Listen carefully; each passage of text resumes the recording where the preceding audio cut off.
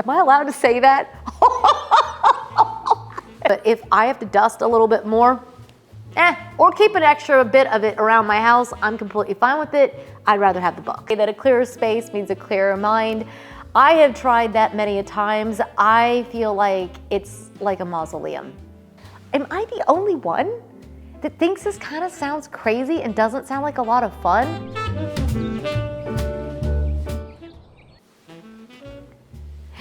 Well, hello everybody. Welcome back to the House of Valentina. I'm Valentina, and today we're talking about why people are talking about minimalism being dead and what that means to you. So whether you are a minimalist and you are offended by that statement, or you're not really sure what minimalism is, or if you are one, after today's video, you're gonna have all the tea, you're gonna know what's going on, and I think it's gonna help you clarify whether you should become a minimalist, even though it's not popular, or whether you should be running away from it and becoming a hoarder. No, just kidding. You might not want to do that either, but there's somewhere in between. And the good stuff, the really good stuff, is somewhere in that middle ground, and that's what I want to help share with you today. I can't even get through the intro with the coffee. I mean, it's going to be everywhere, guys. This is a good one, okay? This is a good video. You're going to absolutely love it because I've got a lot to share with you about why minimalism works for some people and why it doesn't work for most, which is why it's waning in popularity right now, because people are craving something else. And that is the part I really want to get to because it's the good stuff. But there's always something to be learned in the journey. So let's talk about why minimalism is a decor mistake for some, why it works for some, and what you might want instead. So if this is your first time ever tuning into a video on my channel, I'm Valentina, and we love to supply you with a ton of inspiration, home tours, and everything in between as we create this beautiful home and life. And that's what all this is all about. And if that is what you are about, you will love this channel, and we hope you'll become a subscriber. But without further ado, let's talk about minimalism, whether you should be one or whether you should be avoiding it. Let's go.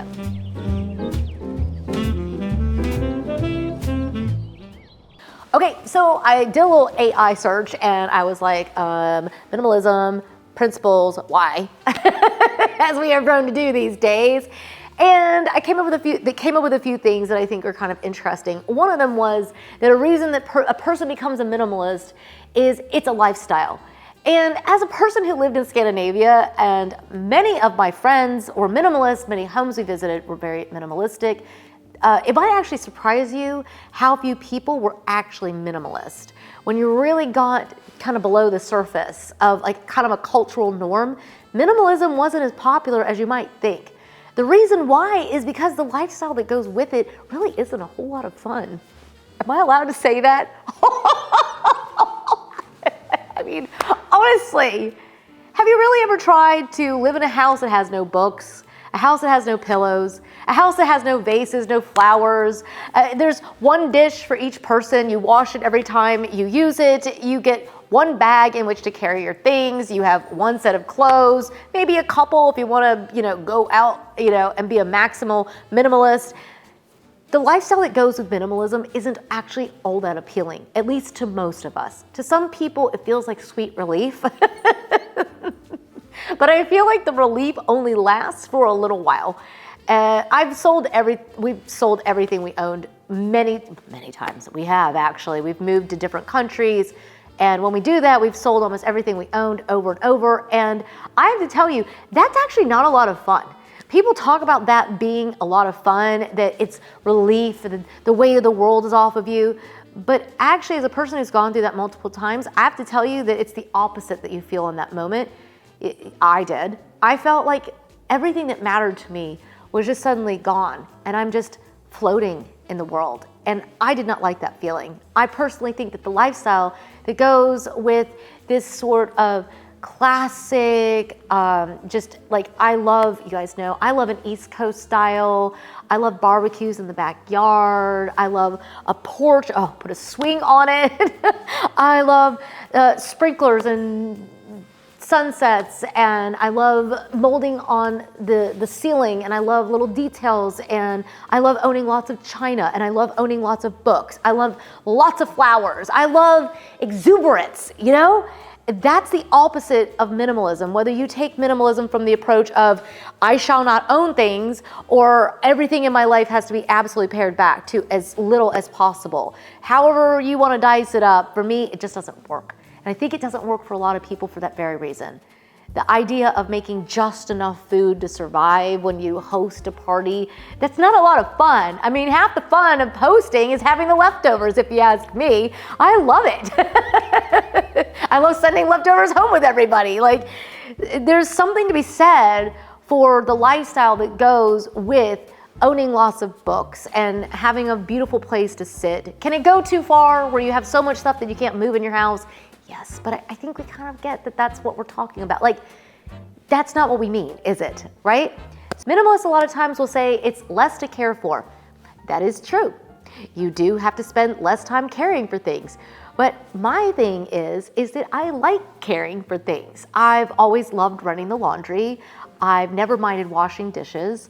I love cooking big meals and having lots of pots and, all the little dishes and dinnerware and lots, going to the napkin storage cabinet I have and picking out a napkin amongst a few. And those things don't exist when you're a minimalist. Many of the minimalists that I've known, they have like one pillow for, we even visited that home recently in Copenhagen where there was one pillow for each head and no mas. It's like, it's not comfortable to sit like this. It's not comfortable to live like this. So I don't know that actually owning less means that you're gonna have a better life. It means you're gonna dust less, but you have less to do. So if you're like me, then I love to read books. A library full of books is the idea of a dream room. The minimalism is not going to work for you. And I think it's not working for a lot of people.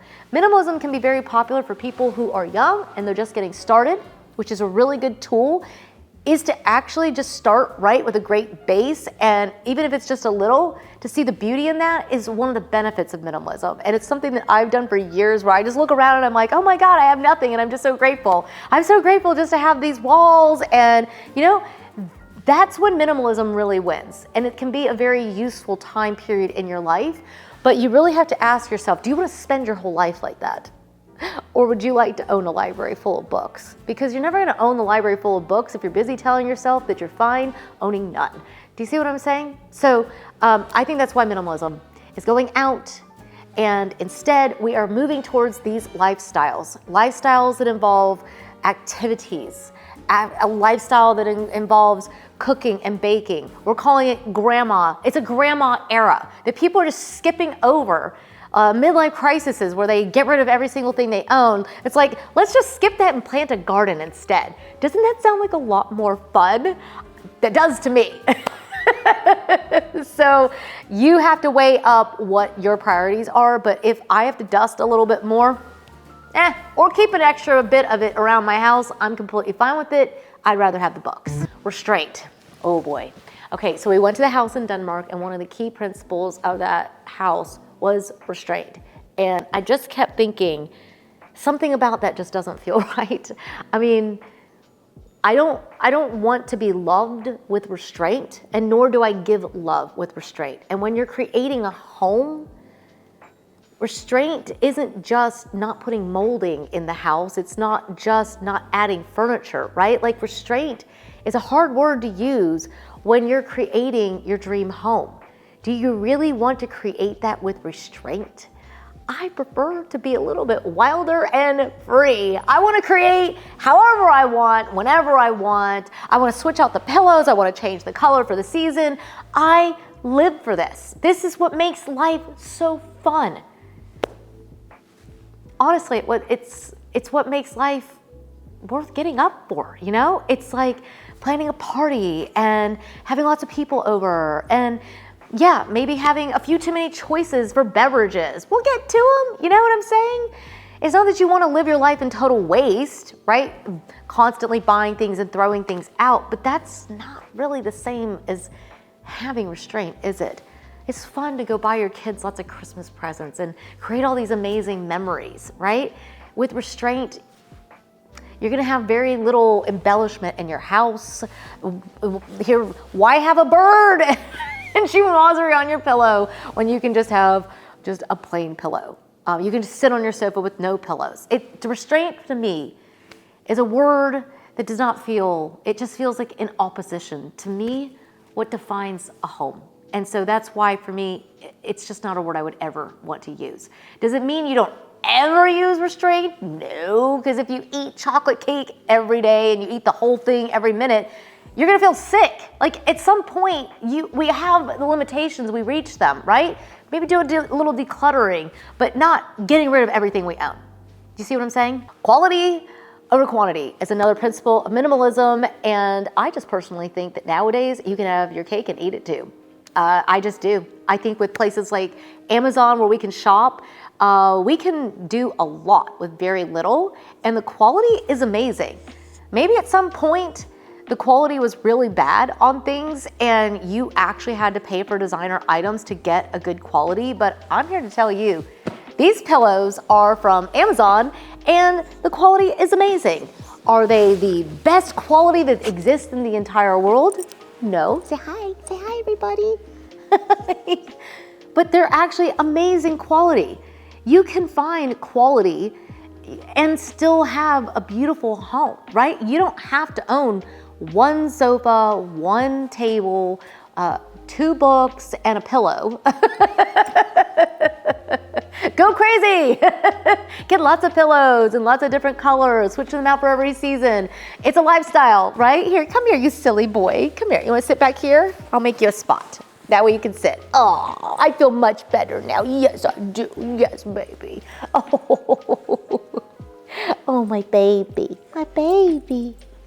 Well, I think that it's just a myth that we've all just figured out. Like, it's not that you never buy things that are more expensive or luxurious, right? You sometimes splurge, and sometimes you do have to pay a little bit more for quality items, but it doesn't mean that you have to spend a lifetime with nothing in your house while you save up for 6 things. Do you know what I mean? I love to shop on Amazon. I find things all the time. If you're not watching our Amazon live videos, then you're missing out because they are absolutely just a blast. Every week we're around the house and we're decorating and we're making things fun. Another principle of minimalism is intentionality. I think that that word is one that we should always be using, right? Be intentional about the home that you're building, right? Your life goes with it, and build the thing that you want, right? Minimalists say they don't like to accumulate out of habit, which honestly is a pretty good idea. But I don't think you have to be a minimalist to be intentional. And I think that's where the problems lie, is it's a lot of fun to buy lots of cookbooks and have choices and to cook from this one and this recipe from that one, right? And what about accumulating out of love, right? What if you're building your home out of love? Does it become a different thing when you're intentional about building a beautiful garden or a beautiful patio garden, right? One that you sit in. It becomes an oasis for you to sit in, and it's absolutely beautiful. I've tried minimalism where it's like, okay, we can have a table and chairs and a plant, and it's not magical. It's missing the magic. The world is, to me at least, it's just meant, there's so much more out there.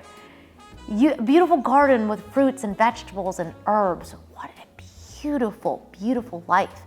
And a gorgeous sun hat and a variety of dresses to choose from, to sit in the garden, or a few things to work with and to work in, and to have space to roam. Wreath on the door and lots of planters there.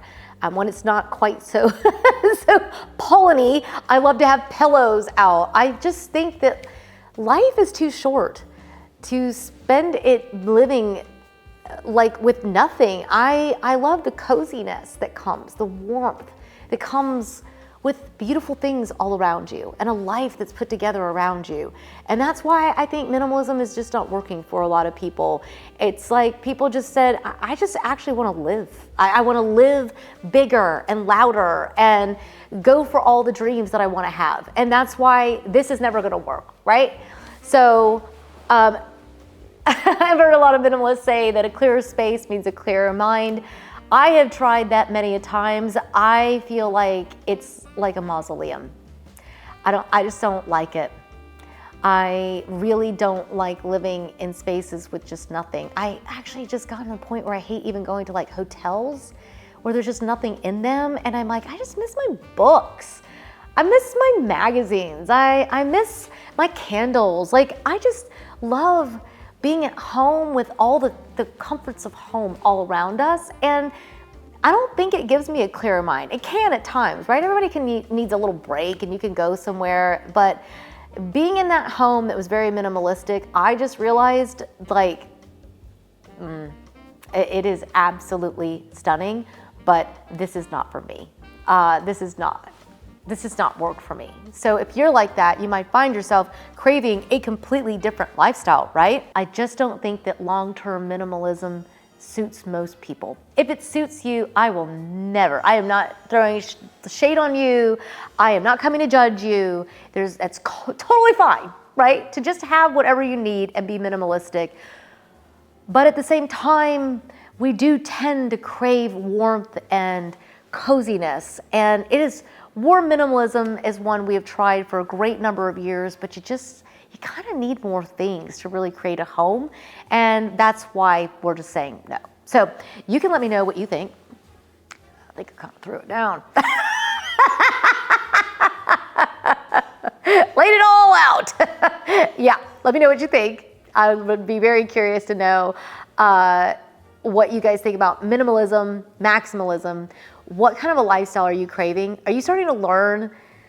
I just hear so many people, and maybe it's just my age group. I mean, our kids are going to school, and I hear so many people say, I want to sell everything and live in a box and have nothing in it. I want to live in a condo, and I'm going to get rid of the entire household. And I'm like, are you really sure you really want to do that? What are you gonna do in your house all day and all night? Are you gonna just sit and watch TV? I mean, there's nothing left to do if there's no books or magazines, there's no cakes to bake, and like, I don't really know that that's a goal. I feel like it's kind of, am I the only one that thinks this kind of sounds crazy and doesn't sound like a lot of fun? Maybe it's because I've sold everything that I own and I know what that feels like, and it does not feel good. It did not feel good to me. I love having my kids' pictures out. I love having stacks of books. I love going out into the garden and picking up random things and, collecting little things. And I think sometimes you have to pare it back. Sometimes you have to go through it. But that's why I think minimalism is dying. You'll have to let me know what you think. Make sure you're a subscriber either way. And thank you for coming by. And I cannot wait to hear your thoughts. I will see you guys over in the comments. Until then, bye for now.